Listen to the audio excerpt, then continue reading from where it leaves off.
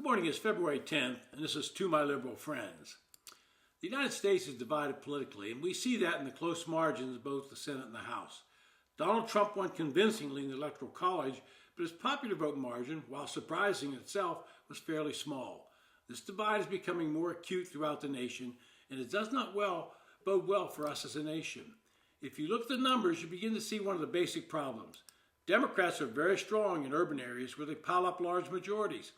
If you take away the urban vote in New York City, Chicago, and Los Angeles, you would see Republicans winning those states. It's occurring in other states as well. Many of you may have read or seen the debate going on in Oregon, where the eastern counties have talked about succession and moving eastward to become what they refer to as Greater Idaho. In a 60-minute episode on this topic, they interviewed a state legislator from eastern Oregon. He expressed the dismay that his constituents have for the large voter numbers in Portland, the state's largest city, overwhelming the rest of the state, where more counties vote red but lack the number of people. In that episode, he relayed a conversation he had with a fellow legislator from Portland. He said, in his opinion, the legislators from Portland were not listening to the rural voters.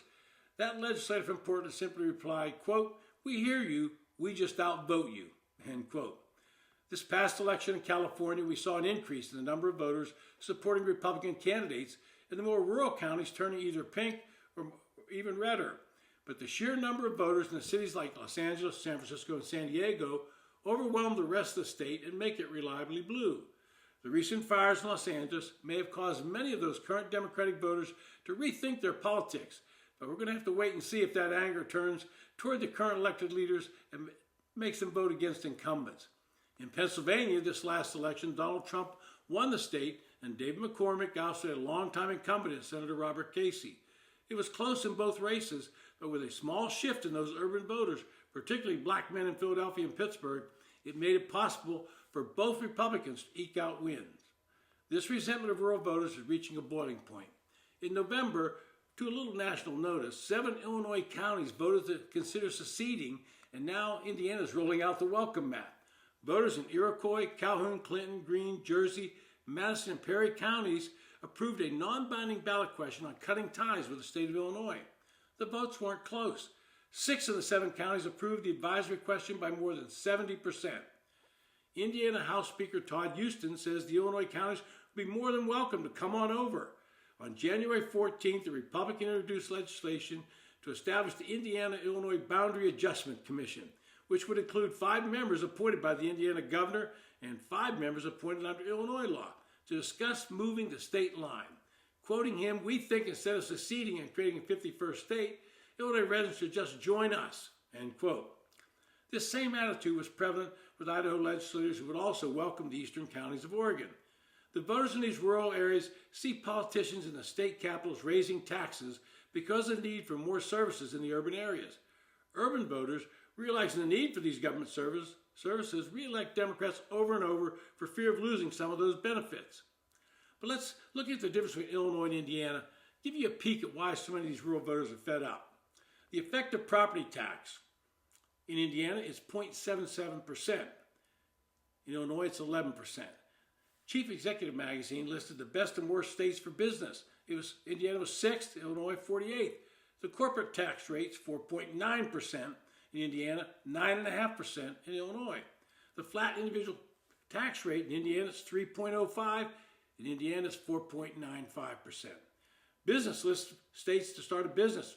Indiana was 2nd, Illinois 28th. And the population from 2010 to 2022 in Indiana grew 5.3%.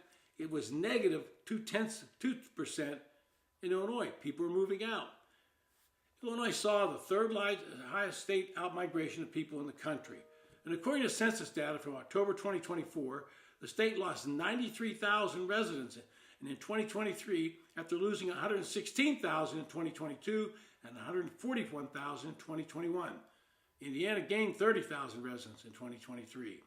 Now you can take those numbers, compare them to Oregon and Idaho. You can see angst in California in these rural areas, so much so that people are voting with their feet and leaving the high tax states that are dominated by urban voters. In the last census, California lost a congressional seat, something I never thought I would witness. And if you look at what statisticians are projecting in the 2030 census, they say that California will lose 3 more seats.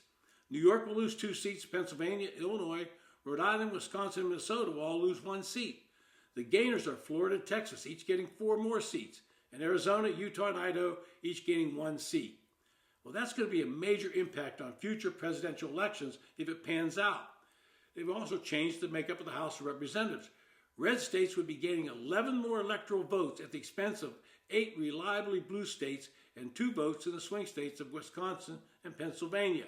That's going to change our politics, and if Democrats don't wake up and figure this out, they're going to be the losers in the long run.